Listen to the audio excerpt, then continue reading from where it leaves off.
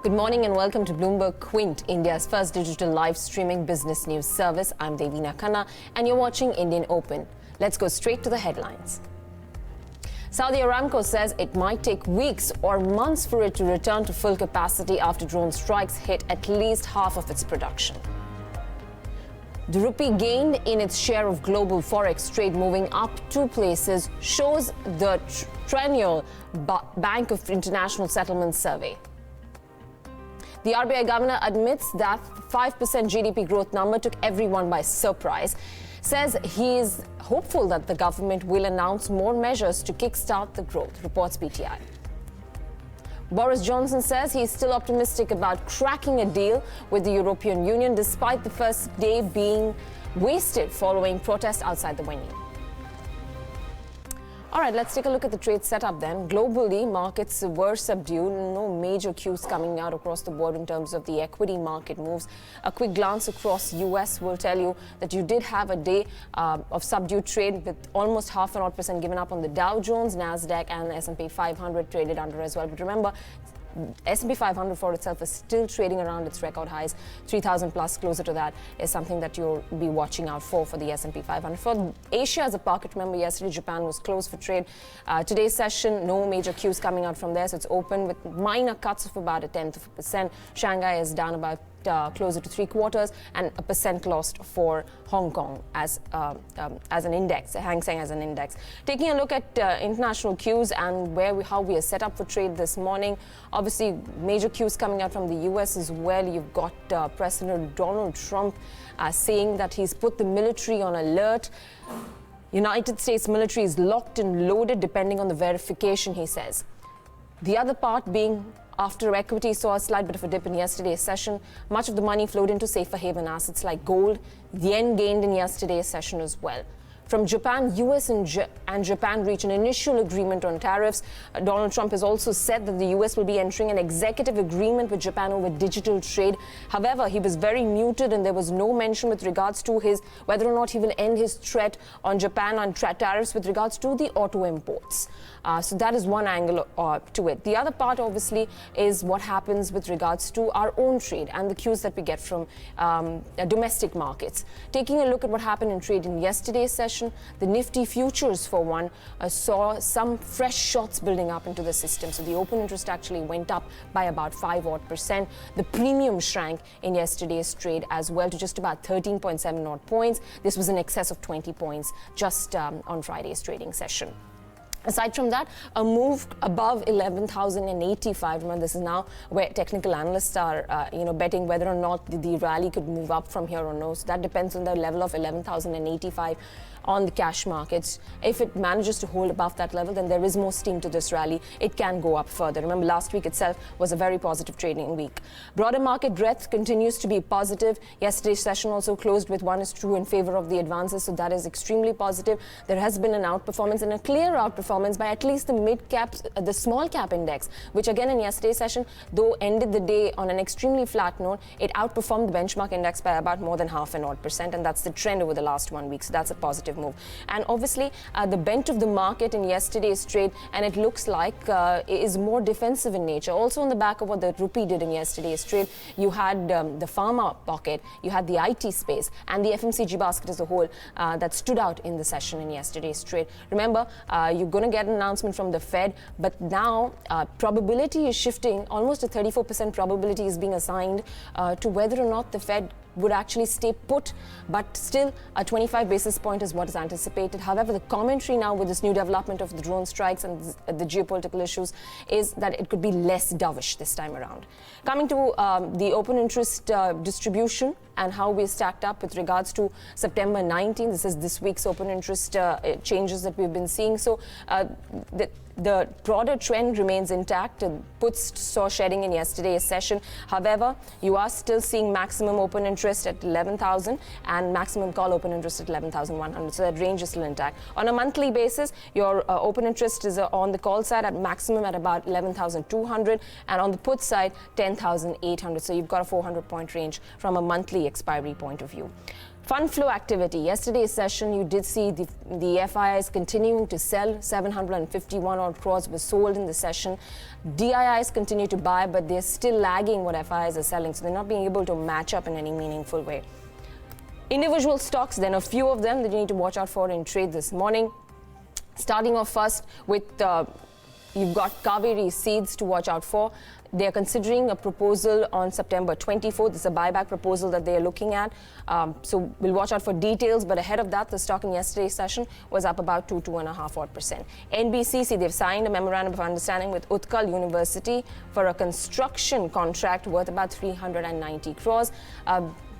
Could see a slight bit of a positive reaction on the stock. About 37 odd rupees is where the stock's trading at.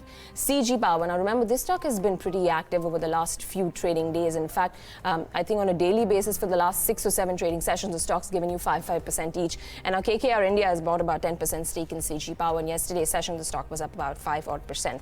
Lemon Tree Hotels, that's another one to keep an eye out on. They've signed a license agreement for about an 80-room hotel in Durgapur.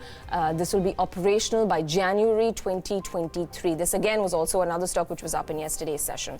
And lastly, ITDC. Now remember, we've been talking a whole lot about ITDC. It's not a very heavily traded stock, but though cash market volumes have started to recently pick up, yesterday's session saw a move of about 4 odd %, but the last 7 days trade has seen gains of more than closer to about 70 odd %, 62% on ITDC.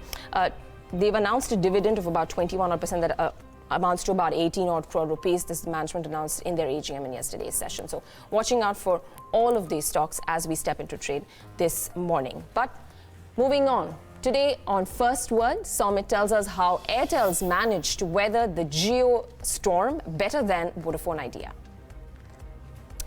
Delayed monsoons means fertilizer companies took a beating this year. Yash tells us about the impact it had on the companies. And Sharad highlights the one stock that's managed to give higher returns than all real estate players and why. And Kathleen Hayes highlights the factors at play as the second two-day Fed meet begins today. All right, on to our first piece and first word then. Reliance Jio has become the country's largest telecom operator in terms of revenue market share. In 2 years, the disruptor has almost single-handedly forced other players to either shut shop or compete on tariff. It also prompted 2 of the largest operators to merge their services in order to survive the onslaught. So which among the 2 players, Airtel and Vodafone Idea combined, have managed to put up a fight? Samit Sarkar is here with the answer. Samit.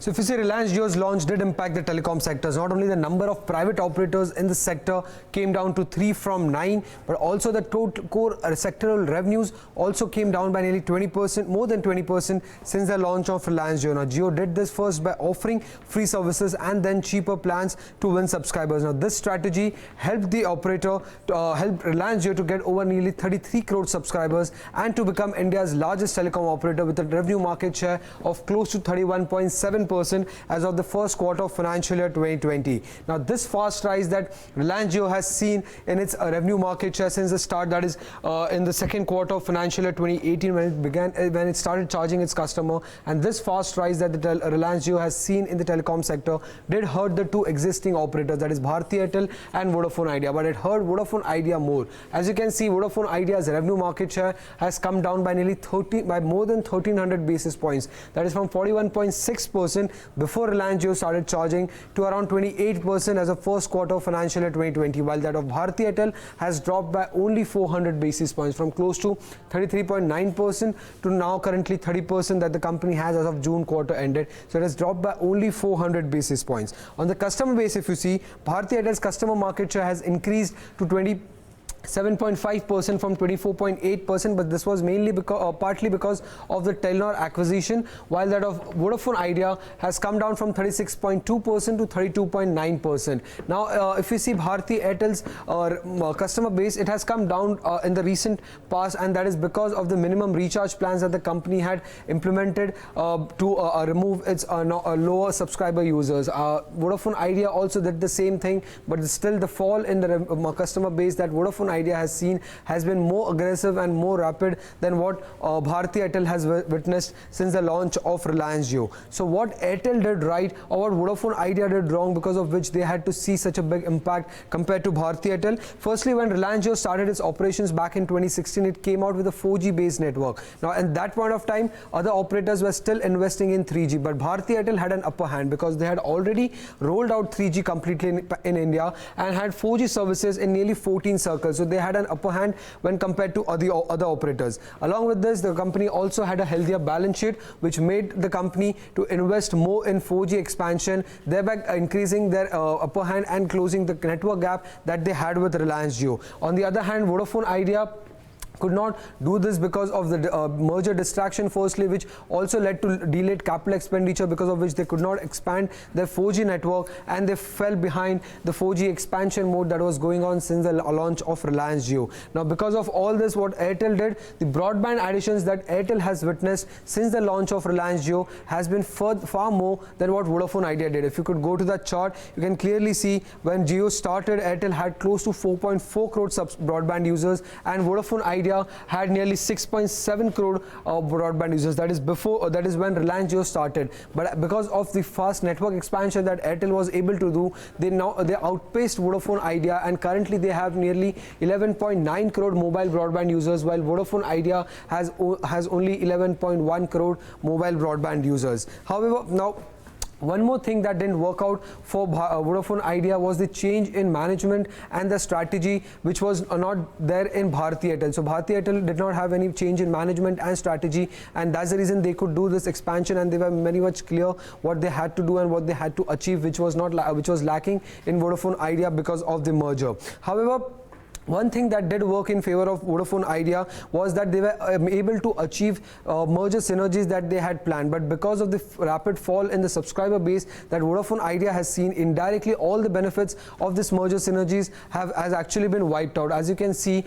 in the 12 months ended December 2016, that is when the merger was announced, Vodafone Idea's combined revenue was close to 81,600 crore rupees, while their EBITDA was close to 24,400 crore rupees. Now, though the company has been able to achieve nearly 70% of their annual targeted merger synergies, the total revenue, the last 12 months revenue of Vodafone Idea is nearly 40% down to close to 46,800 crore rupees, while their EBITDA is down nearly 70% to close to 7,600 crore rupees. So despite the fact that 70% of the merger synergies have been achieved by the combined entity, the EBITDA and the revenues are so down that actually all the benefits have been wiped out from this merger that the company has achieved. Now Reliance Jio has recently entered into the mobile broadband space, where Airtel also has a significant presence with nearly 13% revenue market share, but this space has largely been dominated by BSNL and MTNL, but Airtel has nearly 13% revenue market share, and the plans that Reliance Jio has launched are in the range of around 700 to 8,500. Now what brokerages are saying about this plan are that the speed offered by Reliance Jio is much higher than what Airtel is providing, but the plans are not lucrative enough for a user to switch to Jio. And with Bharti Airtel's resilience that we have seen in the mobile space, it will be interesting to see how things pan out in the fixed line broadband space that Reliance Jio has currently entered. All right. So Samit, obviously now you play Jio through Reliance Industries, but for the other two in the listed space, I mean, with your conversations with people who track this space closely, I mean, what's the way forward? I mean, it doesn't look a very hunky-dory for Vodafone Idea. Well, for Vodafone Idea, it's actually not looking good, because even if you see in the first quarter of financial year 2020, their core operating EBITDA was negative, and they were able to report a positive EBITDA only on the back of the synergies and because of Ind AS 116. So what people are saying that they actually need to step up their 4G investment, and they need to get more customer to increase their revenues going forward, and to increase their operational EBITDA, operational profit, that is EBITDA going forward. So what they need currently is more number of high-paying customers and to increase their 4G network all over India. All right, Samit, thanks very much for that. So very well-rounded perspective on what's been happening in the extremely consolidated telecom space. Now, remember, Vodafone Idea, slipped. It's almost become a penny stock now, almost 5.5 odd rupees on the counter. But moving on, delayed monsoons has played havoc with fertilizer demand in the country. Sales fell in July, a month that accounts for most of the annual volumes for fertilizer companies. Yash Upadhyay, he's here to tell us more. Yash, it seems like the pricing cuts did not help. Absolutely. So, Devina, it's important to understand that the first and the second quarter of the financial year, they account for a bulk of their earnings. So, almost 2/3 of the full year revenues for most of these companies, they come in these first two quarters. And as we are well aware of the fact that, because of the delayed monsoon, the first quarter was slightly on the weaker side for the companies, but that was mostly expected and on expectant lines, according to most of the analysts and most of the brokerages as well.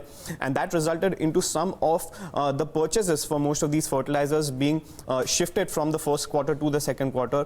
But the interesting trend that has stood out is the fact that in the month of July, the fertilizer sales overall were down close to 5%. Now, the urea sales were largely flat, but a big drop of almost 10% was seen in the sales of complex fertilizers, which includes basically your NPK and DAP fertilizers. Now, it is important to understand that, because of this delay in monsoon, July, which typically is a seasonally strong month for the industry, was expected to be a largely positive month, and the second quarter of the ongoing financial year, that was supposed to make up for some of the lost ground in the first quarter, but that is not seen happening.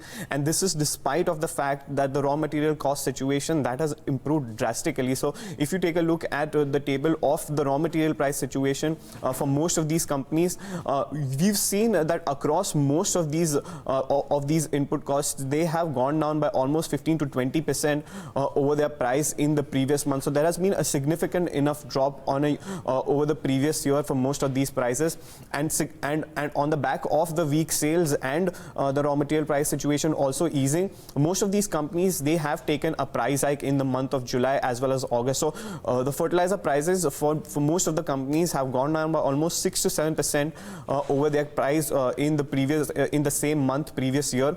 So that is another thing that is important. But because of all these factors, and if you take a look at the table, clearly we could see that there's been a large drop of almost 30% when it comes to sulfur prices.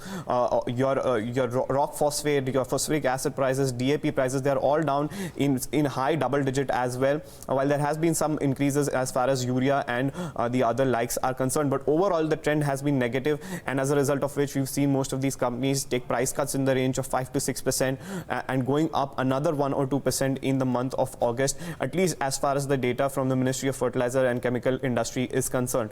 Now, this is very important because we've seen how the fertilizer stocks have traded, because even if you take out the rout that has been there in the broader markets, just look at the share price performance over the end of the first quarter, and most of these companies, they are down in high double digit, barring for a Coromandel International, which is down only about 10%. Most of these names have fallen anywhere between 15 to 31%. On a year-to-date or even one-year basis, the cuts are even deeper. So this was a seasonally strong quarter for the companies, but they have not been able to do all that well, and there has been some catch up to do.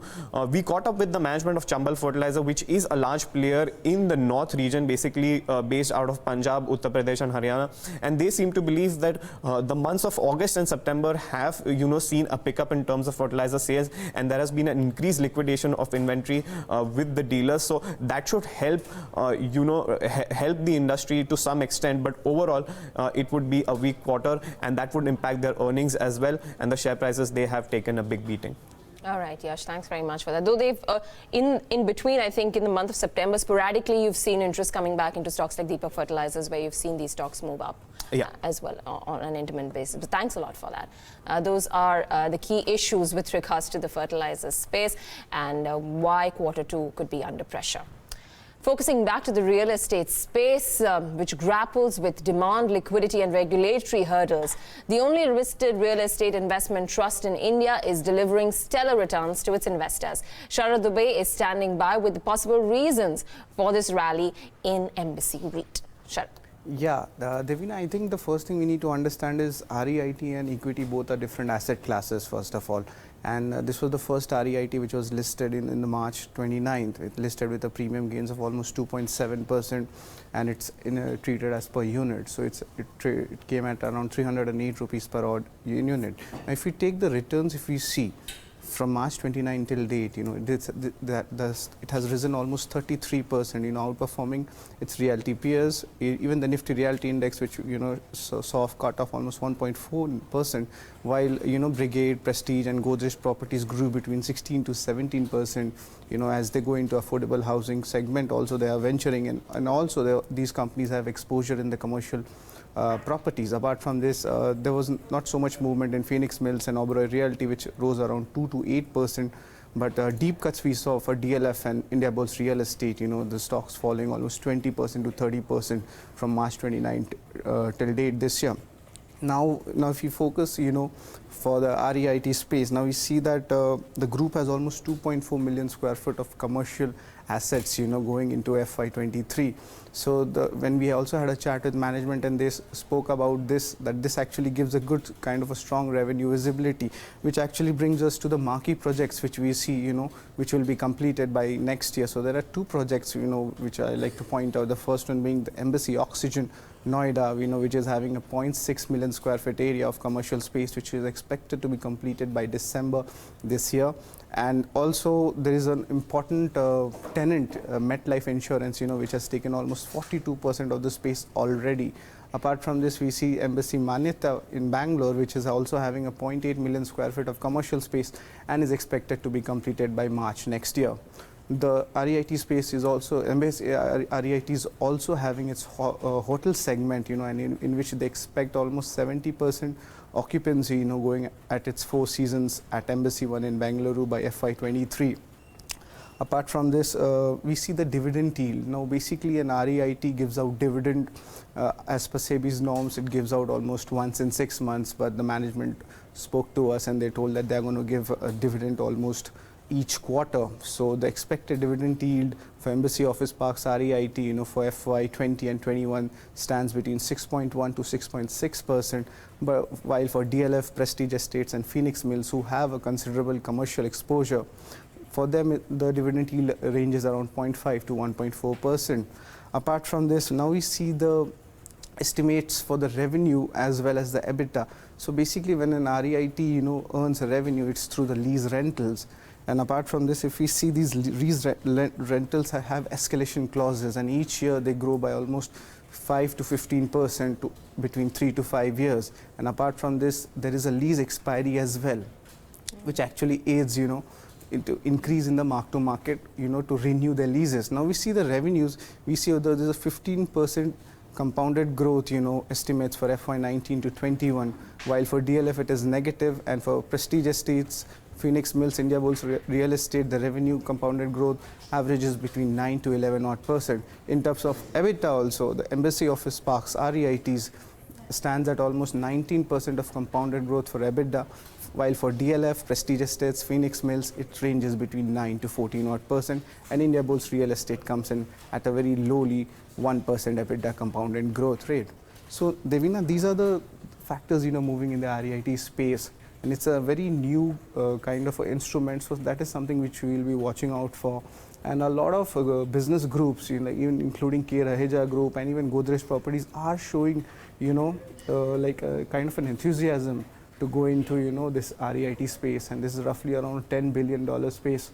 This also gives you the backdrop, Astri, and you pointed it out, that commercial space, the commercial real estate as a pocket has been doing really well. And, I was looking at an Edelweiss report which suggested that the vacancies have been on a downward trend since the last 5 years, I think, where in million square feet, it was about 33 odd million square feet in terms of vacancies. That's come down to about 15 million square feet. Rentals have gone up by 40-50% for commercial space in Bengaluru. In Hyderabad, they've gone up by about 50 odd%. So this probably gives that additional boost to REITs. Yes, as well. it does. And actually, I would like to just add one more thing, in that absorptions are also actually at a rise. It's almost 25 million square feet of commercial space is getting absorbed. And if you see, a strong traction is being seen in Bangalore, Central Business District of Gurgaon, and even, in Hyderabad. So these 4-5 top metro cities are having, top A grade REIT-able assets, which actually augurs well, for MNCs coming in. So, Devina, I think REITs are in a sweet spot. And there's one more scheduled to come out, I believe. Yes, by 2021 it is supposed to come out. That's what it's our story which we have published, so we can definitely see that on the website. All right, Sharad, thanks very much for that. So that is, probably a play on commercial real estate, but nonetheless, a good listing and a good performance post the listing for Embassy REIT.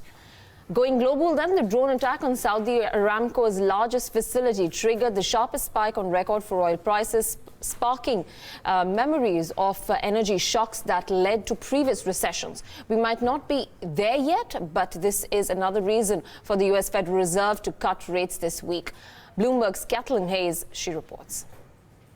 Let's remember that frequently it isn't just a Fed tightening. There's usually many things going on that cause an economy to actually tip over into recession, a shock. And of course, oil prices in the past have been shocks. We had the biggest one-day surge in Brent crude's price ever. Even so, it's a long way from what people say. And in fact, a Bloomberg chart is going to show you has to really happen. So let's look at this one, because basically the point of this chart is that oil prices have to rise by about 100% or so to be high enough to be a really driving force behind a recession. But 9 of the past 10 post-war recessions have been precipitated by, or at least accompanied by, some kind of large move up in the oil price. A classic example of the early 70s, you can't see it on this chart, quadrupling oil prices, Vietnam War spending, all kinds of inflation, the Fed moved. Early 90s, Iraq invaded Kuwait. If we were still on that chart, you would see it, an oil spike of 100% or more. Early 2000s, you had a dot-com collapse. You had the 9/11 attacks, higher oil hitting the economy. You can see it again. In fact, let me show you. Here's 90s.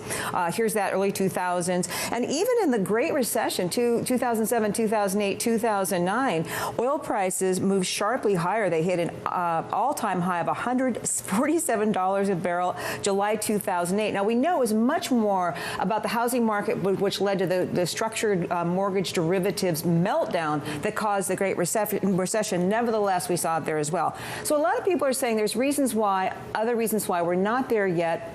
It might not be. The U.S. is much less dependent on imported oil than it used to be. That's one big reason to be looking at it this way. But I think the bottom line is, if the Fed is looking for one more reason to cut rates, this has to be it. It has to be this sense that we need to take out insurance. We've had a lot of shocks in the making, worries about shocks. Here's one that could unfold, another reason for the Fed to move. All right, we'll come to know by the end of tomorrow what the Fed's decision is, but a 25 basis point cut is nonetheless factored in. However, the commentary whether or not it remains dovish is another case in point. But that's all we have on First Word today. There's a lot more lined up on Indian Open as we discuss markets and macros with Pramod Gubbi of Marcellus Investment Managers.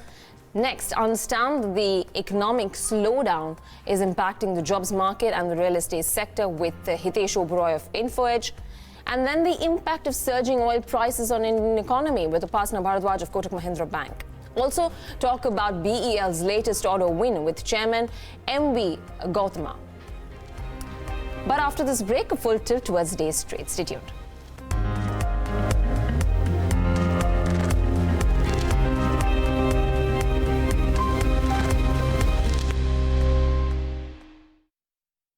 Attractive terms on